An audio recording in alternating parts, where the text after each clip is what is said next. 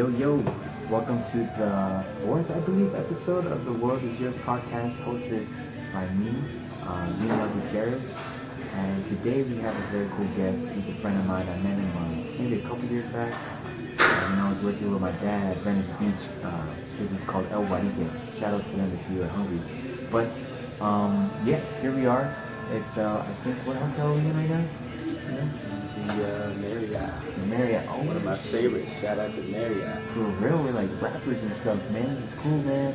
We were looking for places at the beginning, and we found this Marriott spot. It's warm. It's nice. I like it. I'm already having a good time. But yeah, without further ado, welcome, man. I appreciate that. Yeah, really cool to have you here. Yeah, so there's so many questions that I would like to ask you, but obviously for the listeners, they don't know who you are. So if you want to introduce yourself, your name, what you're doing at the moment, just so they could, I suppose get up to speed, and then from there we could go on to, get down to the fun of it. What's up, guys? This is Anthony Banks from Chicago, Illinois, and I just came back out to California the second time around, and now I'm doing a promotion company and working with a lot of artists in the music industry now, so I'm changing it up. That's dope. So you said a promotional company. Checking out your Instagram page, I see, especially a lot in your posts too, something that's called Renegade Promotions. Is that something that you started, or? Yes, sir. That's something original. I started in February, actually, this year. It's not something that I created a long time ago. Actually, it's new. That's cool. And what are you focusing on with that right now? So focusing on that right now, alternating from promoting with nightclubs and doing table and bottle service sales to actually like working with artists and helping them copyright and sell their music out to people for placement that'll get them paid for their music. That's what I'm working on now. And so it's like kind of like multiple things? Multiple things. It's right. Like a big plethora of sources, ideas. So it all started off from one thing, and it snowball affected into all these other things. Wow. And snowballed when these ideas, they came about because out of you needed that to happen. Like, let's say you were working with artists trying to promote them, and at the same time they needed their music, for lack of a better word, legitimized. So you decided to become that person to help them in that process? Yeah, pretty much lack of resources for myself and the artist turned into me trying to find these, outlets for me to put myself in, where I honestly didn't start off with the right tools, and found out a little information so I can put myself in that position to get that, That's great, man. Yeah, why be the employee when you could be the boss, in other words? I'm just the guy helping out, man. I don't try to boss nobody around. Right. But yeah, it's great, man. It's something I always found pretty fascinating about entrepreneurs. I think it's safe to say that you're an entrepreneur yourself. Earlier, before we started this podcast, me and Anthony were chatting about what we're going to talk about, and something I commented to him about what I think an entrepreneur is that someone who lays their cards out on the table, and kind of like more or less there's no going back, and I don't want to say back up against the wall, but they have to make what they want to do work. And I guess honestly for me, it's on a side note, it's very inspirational, something that definitely getting to talk to you now and understanding what you're doing somewhat is very motivating for me, honestly speaking, because we're not in the same boat literally, but that's something that I admire, and I just wanted to put that out there. But you're not originally from LA, right? You mentioned that you're from Chicago. Yeah, I'm originally from Rockford, Illinois. Shout out Rockford, man. I ain't trying to diss the Rockford set, but I ended up moving to Chicago right before I moved to Los Angeles, so I just claim the city that most people are familiar with, but everybody in Chicago knows where Rockford's at. That's where I went to school. That's where I graduated at. That's where I met most of the people that I know, back home. So I've lived in a few different states, Jersey, here, and Chicago. So Right. And how long have you been in LA for now? I just came back to LA November 9th of 2017, so I've been here for a little over a year now. Okay. Again, second round 2. Okay. And I also saw kind of like a curveball, but one thing I remember seeing on your Instagram post is that you have already a number of artists, I guess, under Renegade Promotions. Partnered with. I would say, yeah. I wouldn't. I'm not no shell corporation or nothing, but right. Yeah. I'm just a source for promotion and marketing tools for the artists to use. That's what my company's all about. Mm-hmm. And oh yes, I'm very glad I remembered. This is something I definitely wanted to ask him about or get his thoughts on, and it's about change. Considering the fact that you're not from LA or Chicago, and that you're on the journey that you're on right now. Was change ever like a scary thing for you, or and what I mean by change specifically is being in a totally new environment, trying to make something happen. Was that something that kind of intimidated you at first, or was it not even a thought because of your circumstances?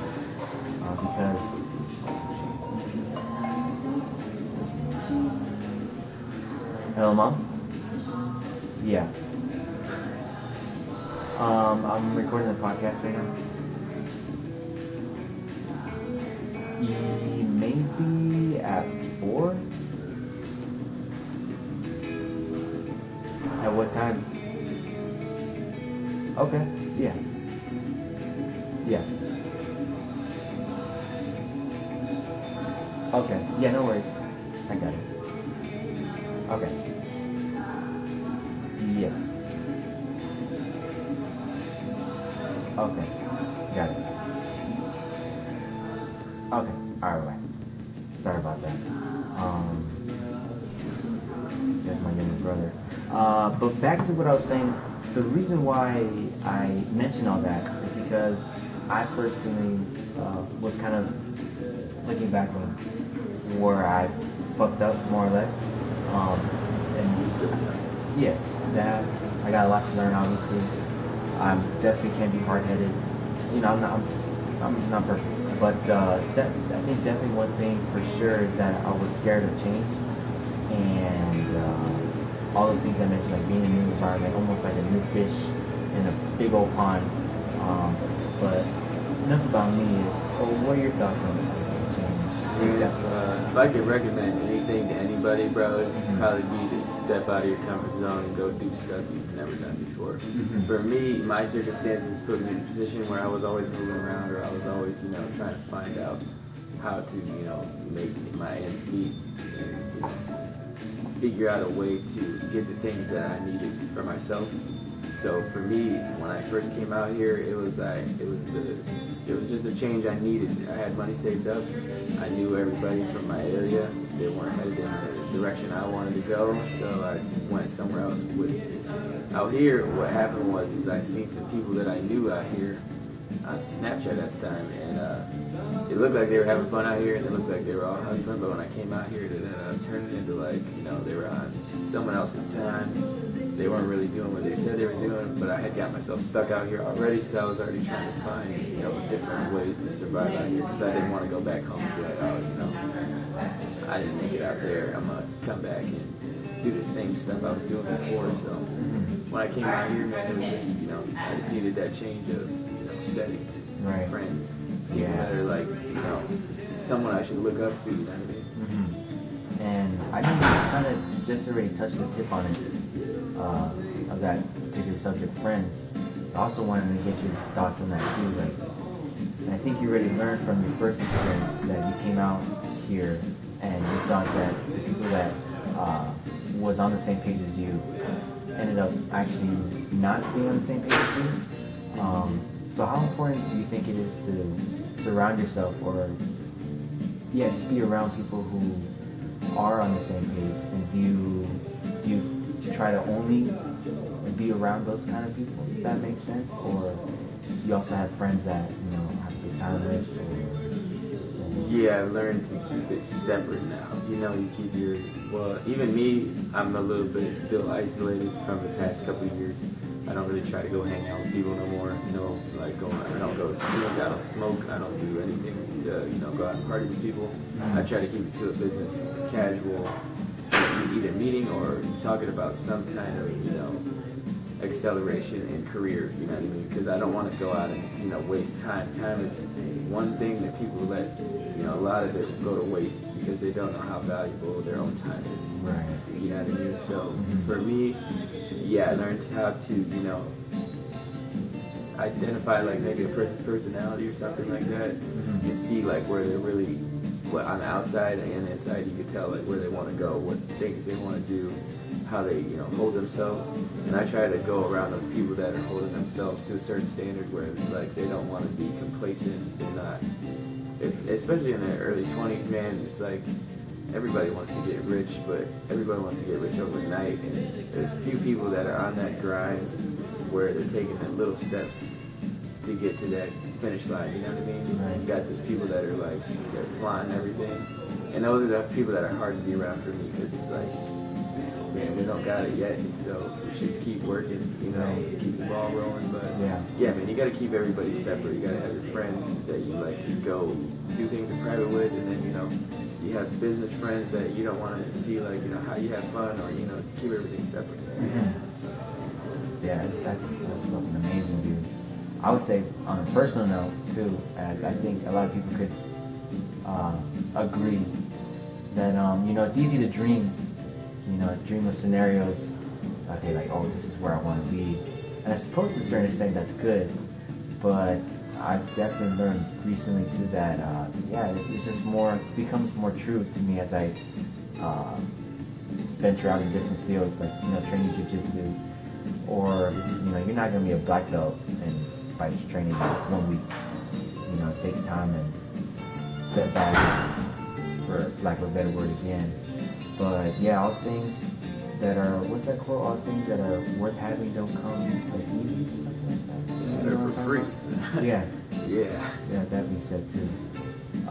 So what is what the businesses that you're involved with right now, is that something that you want to stick to, or is it just you're sticking with it because it's what's happening right now, or are you willing to venture out into other businesses as well? Well, on two different notes, the music for Renegade Promotions, what I'm doing with that company, has actually set my platform for myself and gave me the, you know, stability to actually go out and have something to like keep building. Like, there's always going to be musicians, there's always going to be new venues that want artists to come perform, there's always going to be new music creation and somewhere to put it.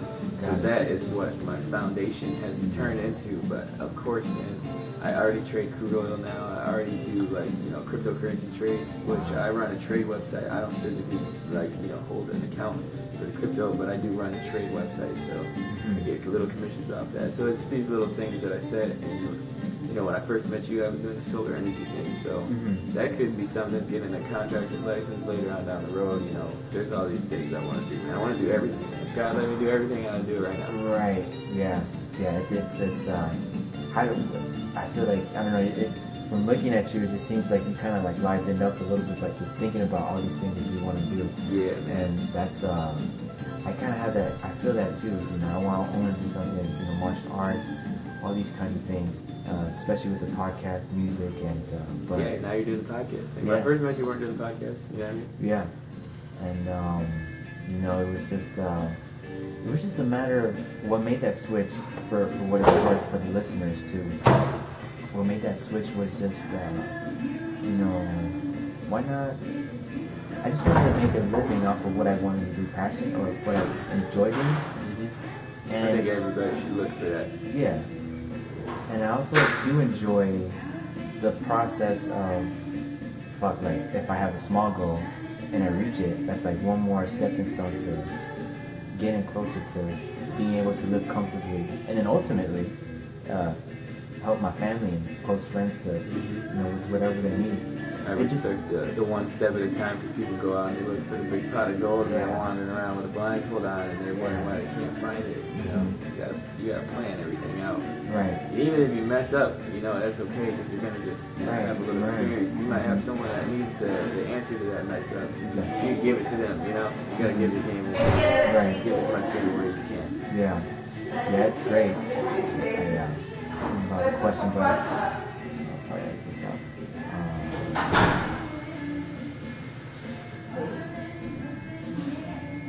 So you mentioned earlier that you're currently dealing with a situation, an unfortunate situation right now. Is that something that's holding you back at the moment? Well, I mean, if that situation didn't happen, I don't know if we want to say it. I don't know how you want to. You want me to say it? If you don't want to. I can say it. I allegedly, you know, provoked an altercation, which turned into a fight on the beach, and ended up having to come back to California from Chicago to turn myself in and then go through the whole, you know, rigmarole of going to court every month and then figuring out, you know, what my punishment was going to be. And one of the punishments for the alleged crime that was committed was have to do 30 days of community service and pay restitution. So I'm at this point where if I didn't come back out here, I probably wouldn't have ended up in the nightclubs. I would have never met, you know, some of the bigger artists that I work with now. Would have never gotten into music publishing. I never would have met, you know, these people that own these studios, where I helped broker for these studios. So at the same time, there's like a little bit, you know, love and hate, but what do they call that? No one. It's like when you, like bittersweet, I guess. Oh yeah, yeah. It's kind of bittersweet, man. So yeah, right now I don't got that much business to handle. It's almost over. I've been dealing with this for like a year, so yeah. January is when it's boom, it's done. You know what I mean? I'm hitting the ground running. So right. It's been a learning experience. So it definitely has disciplined me way more than what I was when I was 21 when it happened. So right.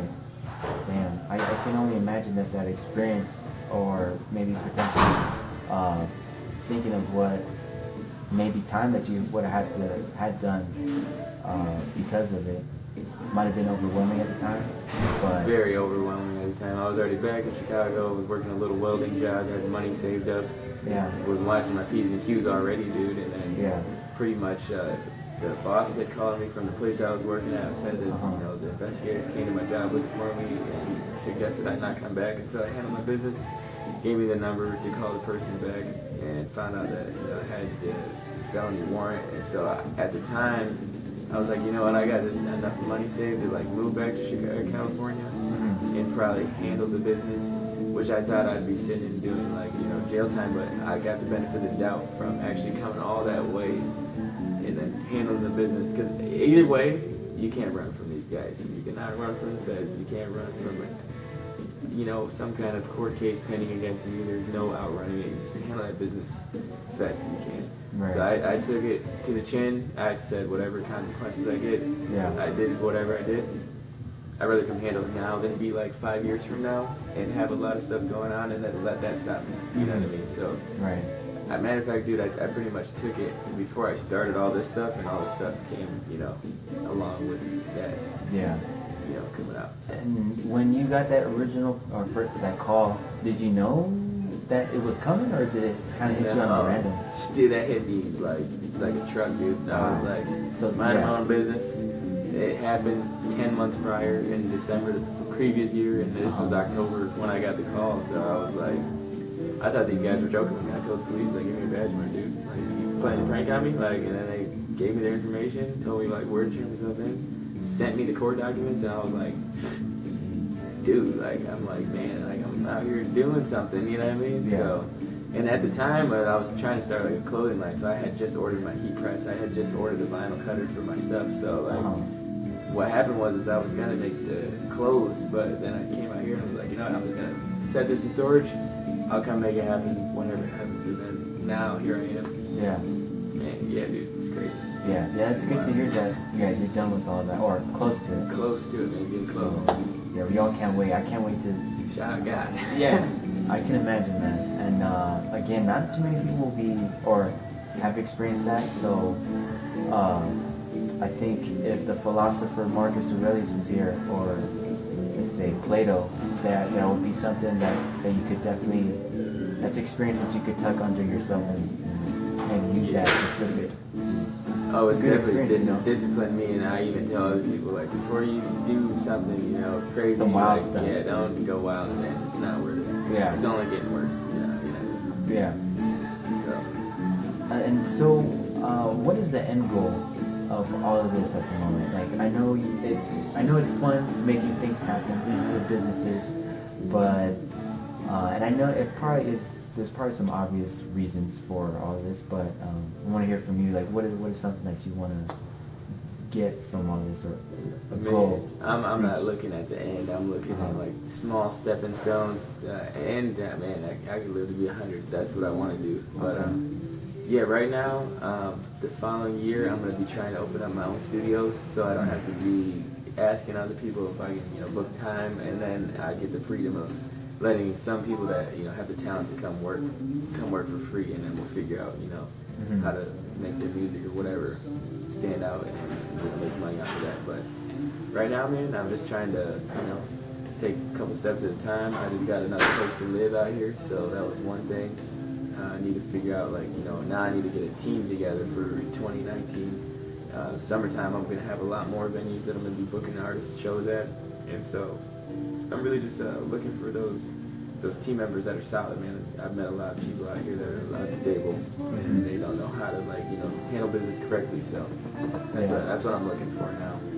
And I know it's what I want to ask you next is it might be maybe a difficult question to answer for some people, but what specifically are you looking for in a person that's solid? Like what is solid to you, especially in business? Yeah, business-wise, I need someone that's self-disciplined.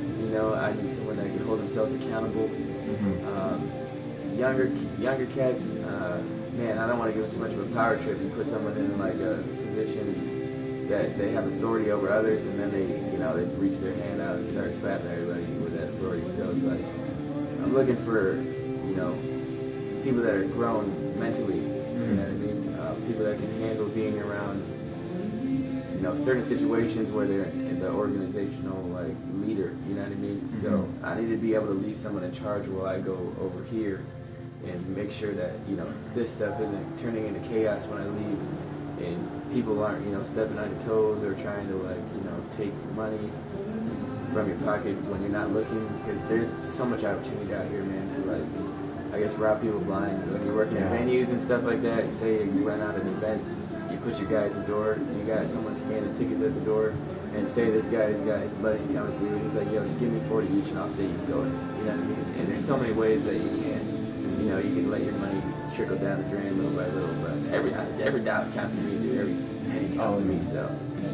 Yeah, I'm really just looking for self-disciplined people that can, use their network wisely, and then who also want to grow with me and my company as, I help them build their company. I don't want people to be working for me for 50 years and trying to be, just barely giving them enough to eat and pay rent, so they got to keep coming back. I'm a person that's have your wings. Yeah, do whatever you want, you know what I mean? Teach them how to fish so they could.